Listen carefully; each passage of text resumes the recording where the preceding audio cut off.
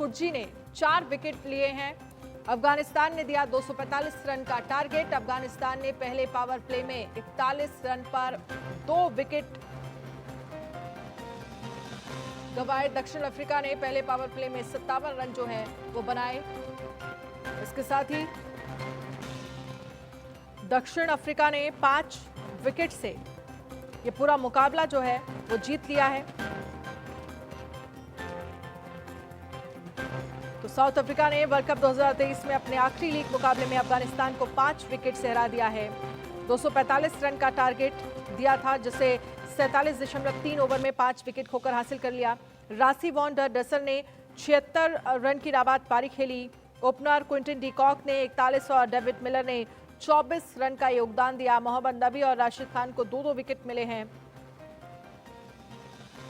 आपको बता दें कि अफगानिस्तान ने टॉस जीतकर पहले बल्लेबाजी की और फिर टीम ने 50 ओवर में 244 रन बनाकर ऑल आउट हो गई।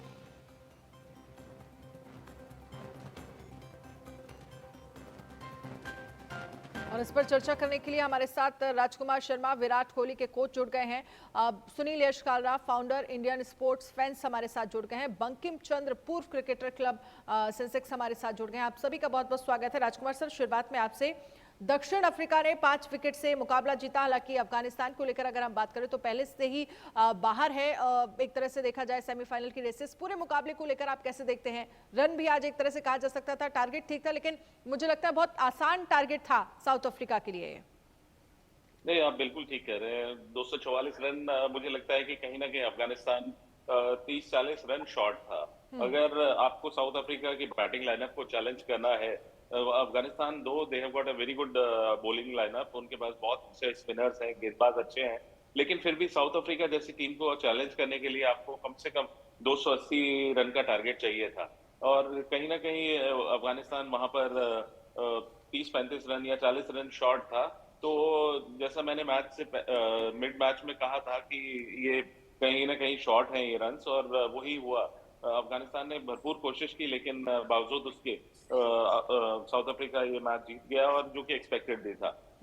बिल्कुल। इसके साथ ही अगर साउथ अफ्रीका की बात करें, सुनील यश कालरा जी, 4 विकेट जो हैं वो जेराल्ड कुर्जी ने लिए। एक तरफ से बहुत शानदार खेलती हुई नजर आई साउथ अफ्रीका, क्योंकि हमने पावर प्ले की बात करें तो एक भी विकेट उन्होंने नहीं खोया, और एक तरह से देखा जाए तो स्कोर भी ठीक ठाक खड़ा कर लिया था उन्होंने।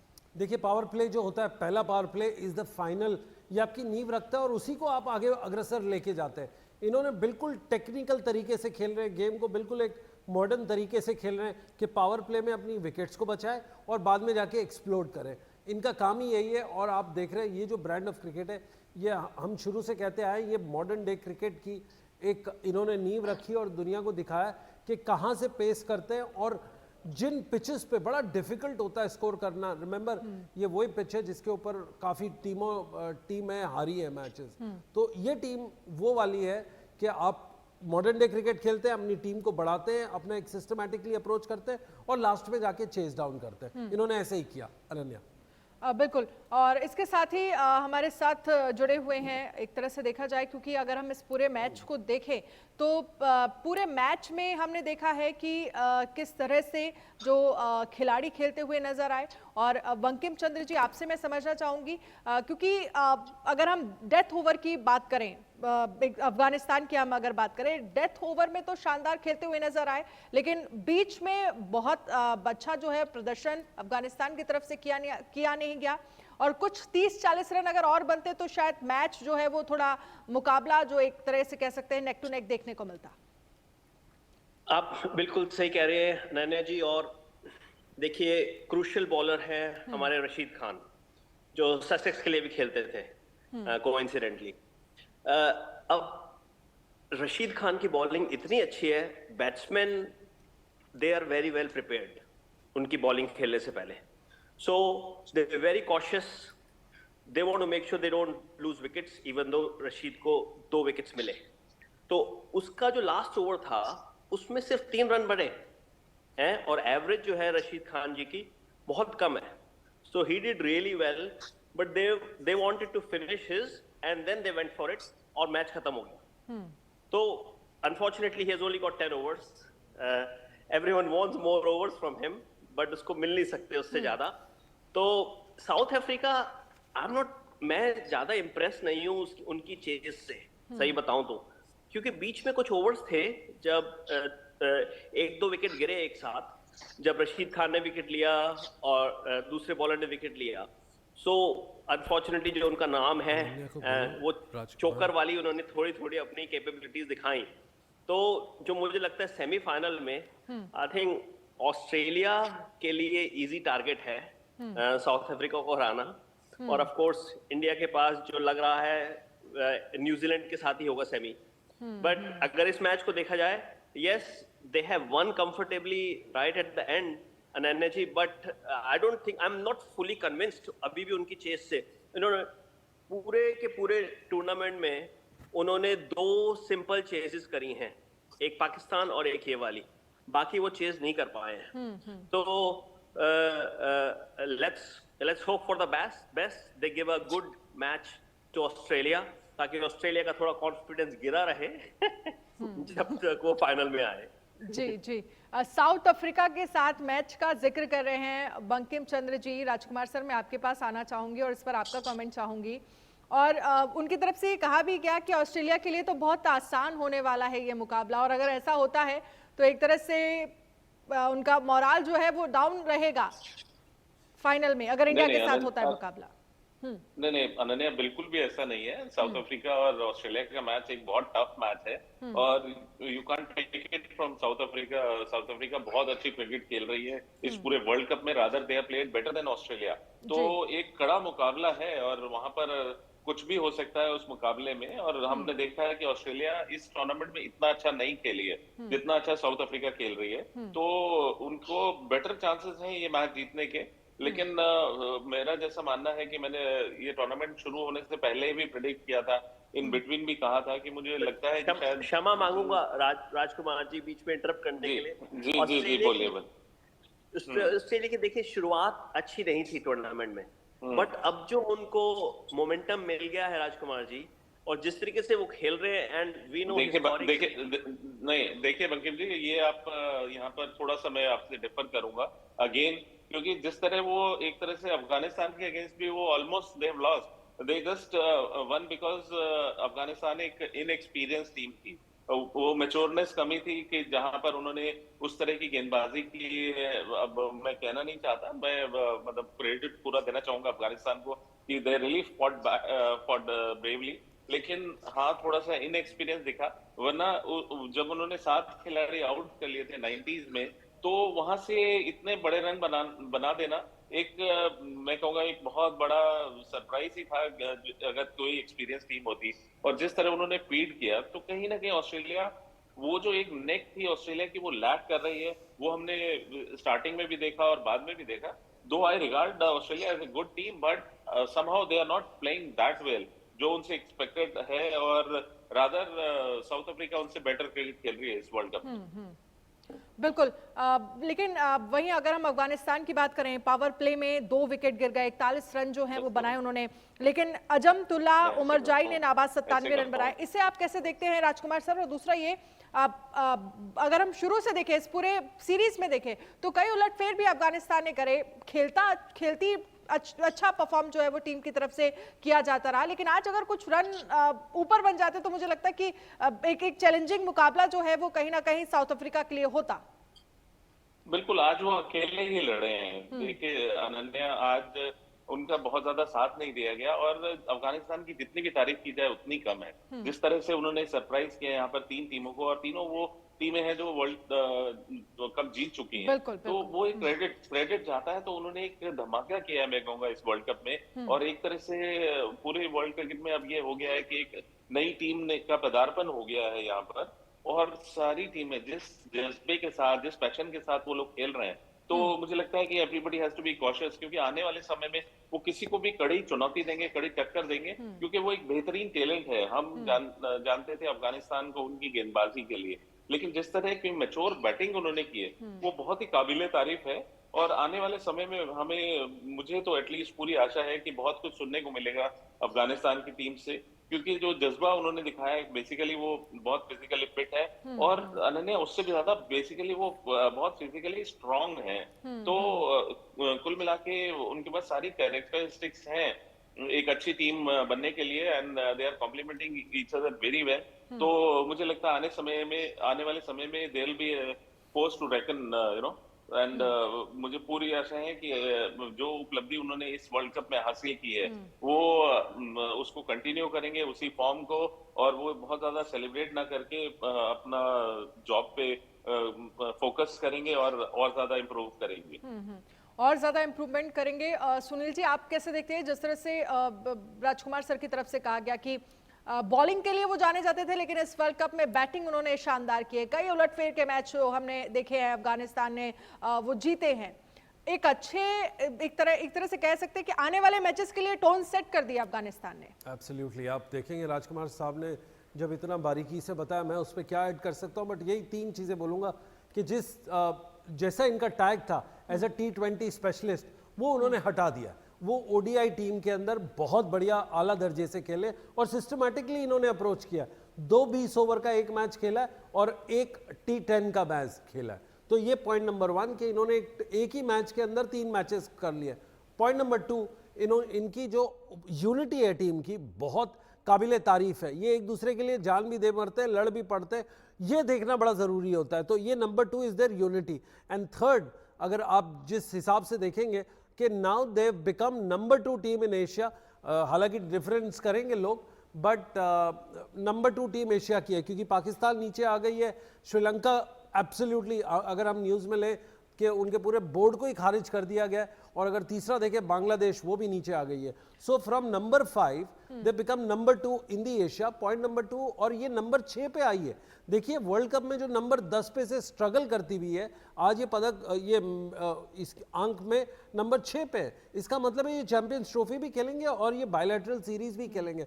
मेरे ख्याल से इनका उद्देश्य सेमीफाइनल नहीं था, इनका उद्देश्य था कि टॉप 6 में रहे, ताकि अनन्या एक बड़ा इंपॉर्टेंट पार्ट है कि आप जैसे 7 से 6 पे जाओ, 6 से 5 पे जाओ, तो आईसीसी आपको उतने ही ज्यादा राउंड के पैसे मिलते हैं। तो ये उस चीजों के लिए खेल रहे हैं rather than anything else. 1 is money, second is pride, and third is more matches. ये तीनों का मिश्रण है, आप किसी को भी ऊपर नीचे करके देख लीजिए। और कई सारे मैच जीत के मैच एक तरह से जीत कर उन्होंने शॉक तो हमें किया ही है, क्योंकि मैं जिस उलटफेर मैचेस की बात कर रही हूँ। बंकिम चंद्र जी, मैं आपके पास आना चाहूंगी। जिस बात का जिक्र सुनील जी की तरफ से किया गया, आईसीसी ने श्रीलंका क्रिकेट बोर्ड को सस्पेंड कर दिया गया है।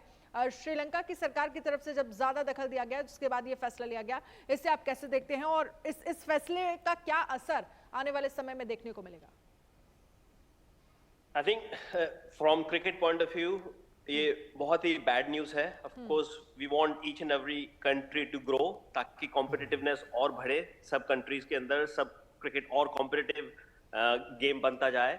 सो बट लाइक जैसे अपन ने पहले भी बात की थी, श्रीलंका ने जब वर्ल्ड कप पहली बार जीता था, वो 12-15 साल पहले, अफगानिस्तान उससे बहुत ज्यादा आगे निकल चुकी है in terms of, you know, how their platform as compared to Sri Lanka. So I hope Afghanistan does much better than Sri Lanka.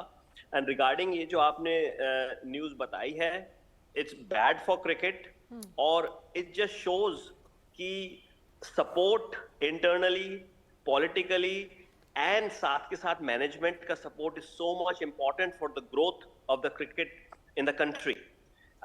It's like a teamwork, right? सबको एक साथ अग्री करना चाहिए। जैसे कोई भी प्रोजेक्ट मीटिंग होती है तो सारे सब अलग अलग स्टेक होल्डर्स होते हैं। Cricket is also like that. तो मैनेजमेंट टीम होती है, प्लेयर्स होते हैं, ऑर्गेनाइज होता है, जैसे कंपनी चलती है, कोई भी बिजनेस चलता है। So in that way it is very important that everyone agrees they have the right ethos, they have the right cultural values to grow that business, to grow that company, and grow that cricket team in the country.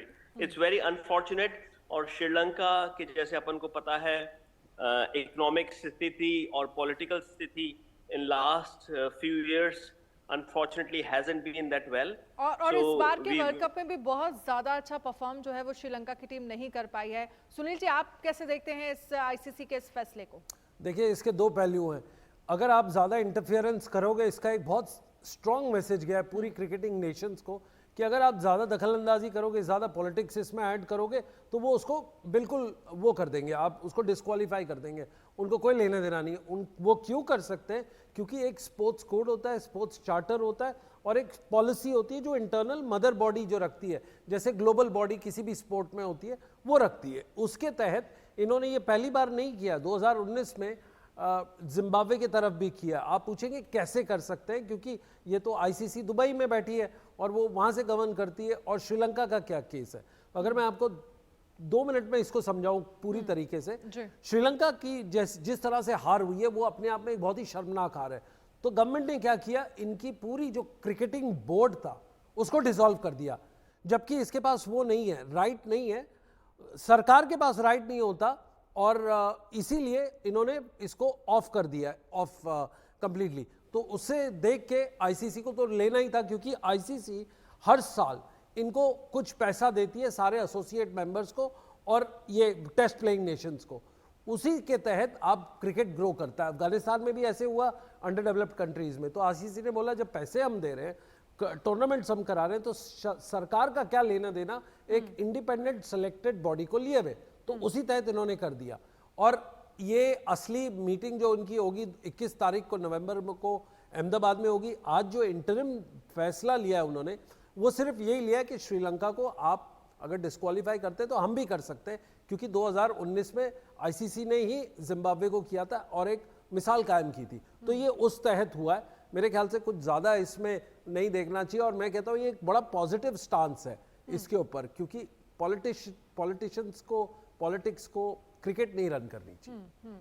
बिल्कुल। और इसको लेकर ये साफ संदेश है कि भाई हमारा काम आप करने दीजिए, आप अगर इसमें इन्वॉल्वमेंट दिखाएंगे तो इसी वजह से ज़्यादा जो सरकार की तरफ से दखलंदाजी जो है वो की गई, उसके बाद ये फैसला आईसीसी की तरफ से लिया गया। लेकिन वापस मैं क्रिकेट को लेकर आना चाहूँगी, और क्योंकि अब बारी जो है मुझे लगता है कि सेमीफाइनल पर सभी की नज़र है। और बंकिम जी की तरफ से कहा भी गया है कि हो सकता है कि न्यूजीलैंड और इंडिया के बीच जो है सेमीफाइनल खेला जाए, और वहाँ साउथ अफ्रीका और ऑस्ट्रेलिया के बीच। आप कैसे देखते हैं, क्या किसी तरह की कोई चुनौती आप देख रहे हैं इंडिया के लिए या फिर न्यूजीलैंड के लिए सेमीफाइनल में? देखिए, इस बार जो इंडिया ने अपनी बॉलिंग की परफॉर्मेंस दिखाई है, it has been one of the best. बिल्कुल। यूजुअली जब बैटिंग अच्छी होती है, then unfortunately as a batsman you only get one good ball और आप आउट हो सकते हैं। Whereas बॉलिंग के अंदर एक बैड ओवर हुआ, then you can improve with the next one. So in that way, मैं सोचता हूँ बॉलिंग परफॉर्मेंस इतनी अच्छी है with complementary बैटिंग परफॉर्मेंस कि बैट्समैन पे इतना प्रेशर नहीं है कि हमें इतने ज्यादा रन बनाने, क्योंकि उनको पता है, बॉलर्स ने दिखाया है कि we can even defend a small total, right? तो in that way, fingers crossed, I personally feel India will have a good win over New Zealand. I think जो दूसरा मैच है जो बचा हुआ है, पाकिस्तान वाला और इंग्लैंड वाला मैच, आई थिंक वो तो 95% New Zealand is in the semis, right? That is mathematically possible. Almost एक तरह से कहा जा सकता है कि 95% चांसेस न्यूजीलैंड के, क्योंकि जो रेशियो है पाकिस्तान की जीत का वो बहुत मुश्किल है। मुझे लगता है कि ऐसा इतना बड़ा उलटफेर या इस तरह की संभावना हो। सुनील जी, 400 रन से जीतना बड़ा इम्पॉसिबल है, या 15 ओवर में चेस करके करना इम्पॉसिबल है मैथमेटिकली। बट क्या आपने कभी सोचा था इस मैच से पहले कि 300 रन से हिंदुस्तान वर्ल्ड कप का कोई मैच जीतेगा? देखिए, इम्पॉसिबल चीज, ग्लोरियस अनसर्टेनिटीज तो होती है इसमें। आपको कभी लगा था एक पैर पे कोई प्लेयर आके 200 रन मार जाएगा? जबकि वो हुआ था। तो इसमें से आप कुछ चीज को नेगेट ना कीजिए। हाँ, इम्पॉसिबल है, हो नहीं सकता, बट ये काल्पनिक चीजें नहीं है, ये वास्तव में हो रही है हमारे साथ इस वर्ल्ड कप में। पॉइंट नंबर 2, न्यूजीलैंड का जो ब्रांड ऑफ क्रिकेट है बहुत टेक्निकल है। अगर आप अनन्या देखो, इनका जो बिल्डअप करते हैं अपनी इनिंग्स, ये बहुत ही एक क्लिनिकल वे से करते हैं। चाहे उनका अगर केन विलियमसन नहीं हो तो सचिन रविंद्र आके उसको खेल जाता है, वो नहीं खेलता तो लैथम खेल जाता है, डेविन कॉनवे खेल जाता है। इनके रोल्स बड़े वो हैं, इनके अंदर स्टार्स नहीं है, तो इसलिए आप टारगेट नहीं कर सकते। ठीक है सर, समय की कमी है मेरे पास। बहुत बहुत शुक्रिया आप सभी खास मेहमानों का हमारे साथ जुड़ने के लिए।